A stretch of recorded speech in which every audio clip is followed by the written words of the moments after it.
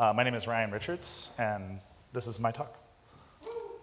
So before we begin, you may have read it and seen it on the thing. I just want to make sure that you don't have the same experience that I have a lot of times when I go to my favorite restaurant and get my favorite dish, and it doesn't taste anything like I wanted. This is not a technical talk or a tutorial kind of talk. I'm not going to go through a lot of code examples or anything like that.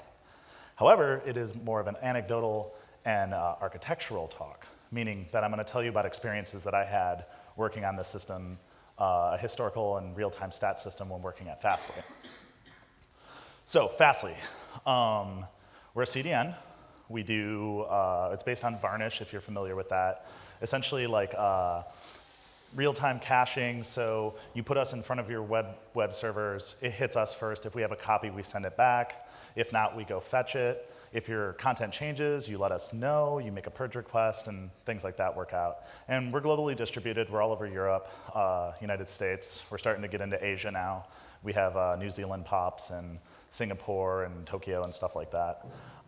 We do a lot of messages. We do about 10 to the 10 or 10 American billion requests a day. And yeah, it's a lot of information that has to go through, so we end up doing quite a bit. If you want to check it out, just go ahead and go to Fastly. We have a bunch of really sweet things on there you can look at after you're done listening to me give my talk. So this is a basic stats architecture that the way we view it. So in the back end, we have all of these Varnish servers, and these are just cache servers, and they're reporting information to us, like how many requests occurred in this second, how many of them were hits on the cache, how many were misses, how many 503s. So in the back end, you have this kind of collection and storage thing. We have these Varnish caches. They're giving us all this information. We need to collect that information and kind of put it somewhere so we can use it later. There's the middle end, which is a weird term, and that's more like the querying and publishing. Querying would be more for like the historical aspect. You hit an API, you ask it for a specific time range, et cetera, it gives you all the information back. And the publishing is for like the real-time aspects. And finally, on the front end, we have visualization and reporting. And that's mainly, the visualization, so you can see things working. And then if you need to get reports, we use it for billing, because all of our billing is based on requests and bandwidth and stuff like that. So that's how it ends up working. Like I was saying earlier, it's real-time and historical. So you have two sides to three different ends. So there's just like 6 different things going on here when you're dealing with this. So 2011, San Francisco, that was the first thing we did, is we tackled real-time. Don't ask me why we tackled real-time first, because I'm going to explain it. All right, so this is Artur Bergman. Artur Bergman is the CEO of Fastly, and he is probably one of the smartest operation experts that I've ever met. Comes with scaling, worked at Wikia, manages everything. But he's kind of a Viking. I mean, he's like really intense and like kind of goes after things. The link down at the bottom is actually a talk that he gave on SSDs. It's really funny. You should watch. It's about 5 minutes. So he comes up and he says, dude, sup? I want this. And he shows me Varnish stats. I'm like, okay, kind of seem to already have that. He's like, no, I want it with the web, and it's going to be pretty, and there's going to be graphs, and everything's going to be beautiful. And I immediately got really excited. I'm like, oh man, we'll totally use D3. It'll be all real time. It's going to be super sexy. Everything's going to work. And then, I asked how we're going to get the data, and he's like, we're going to use 0MQ, and we're going to send it through socket.io, and everything's just going to work out. Yeah. So, like 5 minutes later, we come up with an architecture, and there's our architecture. Everything's working beautifully. And then we actually put it into production. And we realized that networks work in a specific way. There's latency. Our aggregator script, which was written in Node.js, had like all these nasty-ass memory leaks. And socket.io just wouldn't do stuff sometimes. You would hit it, and it would be like, I'm here. And you're like, where's my data? And it's like, oh. It's just like real bad stuff going on there. And then the thing about it is like we're using 0MQ, and that's this part. These are the connections. There's also a bit of a difference for that. It's like 0MQ is not designed for cross-data center applications. If you're running a CDN, that's all you are is a cross-data center application. So we didn't know this initially and ran into a bunch of problems. So how do you fix latency? You can't. Latency is just a fact of life. It's something that you're always going to have to deal with in every web application from here to kingdom come until we get faster than light data transfer. So what you can do is you can kind of like, okay, my aggregator script's gonna wait. It's gonna sit there and it's going to wait a specific amount of time so that all of our globally distributed data centers with all their varying latencies can come in. It's gonna compact them and then it's going to publish them. So it's like an eventual convergence sort of thing. And then in the visualization, if you wanna just knock out the data as it's coming in without doing that, you can do backfill, but it doesn't look very good because like your graph will kind of like jump and then like do weird things. So we decided to just go for like the queuing and waiting. So our real-time stats is real-time, but it's real-time 5 seconds ago kind of thing. So fixing 0MQ, it turned out that a lot of the problems that we were having, and mind you, this is 2011, so we're on like a node version 10 point something now. This is back in like the 4 and 5 and 6 area, 0.4, 0.5, 0.6. And if you ever used Node back then, it's not, I mean, it seems like a good idea, but then you put it into like a real production system and then it crashes and you're like, well, what happened to you? And it's like, I don't know, I'm seg faulting. And I'm like, okay. So we decided to just, not use Node and we rewrote the whole thing in Perl. I know, sorry, it's written in Perl. Which was something that a lot of the back-end guys at the company knew a lot better. And I certainly didn't do Node work because I'm more of a front-end kind of dude. And then we just used HTTP. We just end up just sending HTTP requests back and forth instead of trying to create some sort of like socketed endpoints with beautiful streams and stuff, like the kind of dream we get for like that kind of thing. And then Socket.io, we just fixed it by stop using it. We just kind of cut it out. And it turned out there was this company called Pubg at the time, and they were doing some really good stuff with subscribe and publish model and stuff. And we started using them, and all of the problems that we were having, both on the front end with things not working out and on the back end with things crashing, just kind of disappeared. So this was good. D3 was sweet, and this was kind of another little side note, more of a front-endy sort of thing. But like doing a lot of stuff, and you'll see it in a moment, there's some visualizations that it's just not really practical for, like especially in the real-time sphere. And this is well before you had like cube.js or cubism or any of that kind of stuff where they kind of like address some of these problems. You just had D3 and you're creating these large SVG documents and trying to run through everything, and it's not really working very well. So I didn't really know it very well either, so I was probably doing it completely wrong, which tends to happen when you just go, oh, I found this cool new technology, I just want to use it. But I did use a lot of Canvas, and I had done a bunch of stuff in Canvas, so I just kind of rewrote the entire thing in Canvas. And so we ended up with something like this. And up in the upper left, you see like this Hitometer, and this is just giving you a hit ratio. It kind of goes back and forth. You have a traffic distribution and then requests over time, and they're just stacked and nice and stuff like that. These are all just canvases doing thing. And then this one was actually the one that I was having a really hard time getting the kind of impact that I wanted with D3, because there's a lot going on there. There's quite a few buckets that are being rendered at every time. And what I end up doing is I just have like a toroidally bounded texture, essentially a texture memory. And I just kind of insert a row at a time and then just do a translation to make it so that it kind of like scrolls across the screen. And you can see all of this stuff like actually just on the Fastly demo if you want to check it out. I wasn't going to chance having internet connection after watching the first few talks, so I just decided to put a couple screenshots in. So there's a couple of things that we learned from this whole real-time stats Viking debacle, and that was that you should really just use what you know. If you actually need to get stuff into production, as opposed to just trying out new technologies, which there's nothing wrong with, but you actually need to get this to your users. Users need to use what you know, use what you're most familiar with, use what you've had to debug before. And so that's why we ended up using Perl over Node, because we knew how to deploy a Perl HTTP script and keep it running. With Node, we were like, I don't know why this is breaking, and nobody else seemed to know either. HTTP over 0MQ. 0MQ is great, but we didn't know that it wasn't cross-data center happy, so we just ended up going back to this, Canvas versus D3. I didn't know how to use D3. It's declarative, it's weird.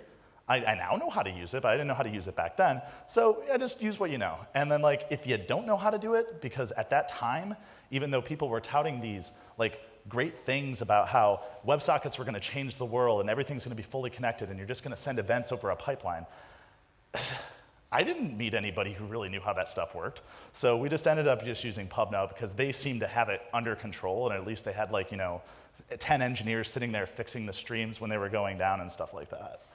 So the biggest thing, though, is that we didn't ask any of these questions. We didn't think about it in these terms. We thought about it in terms of, oh my God, we need real-time stats now, and then kind of went. And there's a bit of a better way to do it. And that brings us to what happened this last year and part of this year, which was our historical stats interface. So mind you, we spent a good year and a half without having historical stats. We were recording them and putting them into a database, but we didn't really have them, but we're just starting to do that now. So Archer again, he's like, Ryan, make me historical stats now. And I'm like, how are we gonna? And he's like, no, I'm busy, I'm raising money because we're trying to get a new round. I don't know how to do it, you just do it. And I was not thrilled with that response. So what I ended up doing is kind of like sitting around, and I kind of knew from my past experience in doing the real-time stuff, we did not really know what the hell we were doing that time. So there was a good chance that we didn't know what we were doing this time. Because like stats systems are kind of big, they're kind of like, you have a lot of different information going through them. Like we don't know what our users need, we don't know what we need internally, should we have an API, should we make it this way, should we make it that way? So what we ended up doing is coming up with a plan. And the first part of the plan was to have me go around and talk to everyone involved in this system, from our customers to everybody internally, and just try to figure out what we needed. Try to see if we could come up with an architecture that made sense, used technologies we were used to, things that have worked for us in the past. Peer review and sanity check the hell out of that thing to make sure that we're not doing anything stupid, and then still get it done in like 2 months or two quarters, like half a year. So my interview process was to essentially just schedule one with everyone. I sent out a mass email, said, hey, everybody, we need to talk about stats, what you need. And I'm not talking just engineers, I'm talking like all the operations people and like all the marketing people and the business people. And then I sent out emails and got through to our customers, and we picked out like 3 different sizes of customers and stuff like that, did that sort of thing. And so it all ended up with like about a 20-page requirements doc of just raw data. What do you need? What don't you need? Things of that nature. And the biggest thing that was required by everyone, almost unanimously, was OLAP, which is not something that you can do without like data cubes and like large amounts of storage, stuff like that. So I wasn't too thrilled about that, so I kind of took that out of the initial design. So after we had, yeah, no, I'm talking about requirements. I'm like, no, fuck that. Well, I'm not gonna build that, right? We're using Redshift now to do that kind of stuff more recently, like by-second data. So this is how we had our architecture set up. And so then over the course of time, when we started actually collecting these stats, we ended up just splitting the aggregator, and it would send it out to 2 different daemons. The first one would just pass it on over to PubNub. The second one would actually package it, wait, till it had about 5,000 to 6,000 rows, and then just bulk insert it into the database. And then the full architecture imagined, we have this API that can be any of our clients, whether it be our own front end or just via the API in curl, you could just get that information. So how do we build the API? Again, gasp, we didn't use Node because our last experience with Node was kind of like hitting our face into a wall, so we decided to use Sinatra, which was the rest of our APIs were built on that. We're pretty language agnostic at Fastly, except if it's server-side JavaScript, and we don't like that. We made it independent from the core API. So our core API at this point, mind you, this is like we're about a year and a half in. We had built all this configuration tools, all these things that you could do. You could like check the statuses of your servers, check the statuses of your content. The guy was getting real big. It was kind of like Jared before Subway. He was just really, really getting rather large. And so what we decided to do is just build it completely independently into its own Sinatra app. And we started doing this with other things now, like our authorization system and authentication systems all out there. And we just use Fastly magical routing, because you can do crazy things with Fastly, like tell it, oh, if a request matches this, then send it to this backend, otherwise do it here. So it's just all really fast and easy to do. How we actually query is to just use highly optimized MySQL queries that are represented as via mustache templates. So they can be adaptable and change the start and end time of where things are going, and they can do different things in different aspects, and that works out pretty well. And then what it does is it ends up covering most of the use cases, whether it be billing or marketing wanting to know what are the number of customers over time, things of that nature. But again, it's not OLAP because I'm not building a goddamn data cube. So it's really easy to use. We use Chronic which is a really great Ruby gem that just does date and time parsing. Takes your date and time, converts it to a UTC. So you can do like from 2 weeks ago till now by hour. We support minute, hour, and daily stats. So you can look at everything all the way down to what happened in 1 minute of time. And you can actually get quite a bit of data by minute. And like for weeks, you can do like 2 or 3 months. Or by day you can do years, and by hour you can do 2 or 3 months, and it just works out pretty fast because everything's really, really, really fast. It's got all these different things. We have like built-in percentile calculators because averages suck, and you should never look at averages. You should always look at different percentiles that match your user data and stuff like that. And so the interface that I built, and now mind you, I built this last week, uses D3, and I finally learned it, and it's very good now that I understand what it wants to do. It's really neat, but it's not perfect. Like it breaks a lot of the visualization rules that you'll read about in all these like hoity-toity theoretical manuals on how to communicate with pictures. Like we use too many colors, and there's no real interactivity with it. It just kind of shows you things. But it does display pretty much the information that you need, and has some interesting parts to it. So I'll just show it off really quick, because this is the first time anybody outside of Fastly has seen it. So this is what it looks like. And I've changed the name, but this is just a real service that somebody uses. And you can do things like look at like requests, maybe look at the hits and the misses. And then if you really want to, what you can do is like you can look at these passes, stuff like that. And then you just get this information. What the global means is that it's just an aggregate of all your services. That's our basic model, is to use the different services represent different websites, stuff like that. And then eventually, like if you need to put it into a slide deck, you can just save it. And it just downloads it as a PDF. Or not a PDF, but a PNG. And it just uses like and since it's all SVG, it does SVG render into Canvas, Canvas into a data URI into a link, and then the browser just goes, oh, of course, and then you just kind of drag it into your presentation and stuff like that. So go back there. Now, this is not the end of stats. It's not like, well, I'm pretty sure everybody who's ever worked on a software project thinks they're done. Done is a myth. It doesn't really happen as long as you have funding, as long as you have customers, as long as you have someone who's interested in using the product that you're building. Done is not a thing. So as the data evolves, like we're getting new information now, we're starting to add more and more stats that are coming out of Varnish. We have to be able to report them in different ways. And like I was saying earlier, we're working on by second, because we eventually want you to be able to look at it, go, see a traffic spike and go, oh man, what was that? And then go in and see it by hour and then by minute, and then just see like the range of seconds around there, exactly what happened. And hopefully a better interface, and it's a future demo. And this is something that I've been working on very, very recently, that basically just shows like things over time. You have histograms, things of that nature. It shows everything all on the same page. And this is an example view that I'm using to communicate in my company about like what can happen, as opposed to like just sticking with the same views. And this is a really good way to do a comparison based over time. See what is the frequency space of what's going on here? About where in this range of time do you end up seeing the most amount of requests? Like do you peak out here? Things of that nature.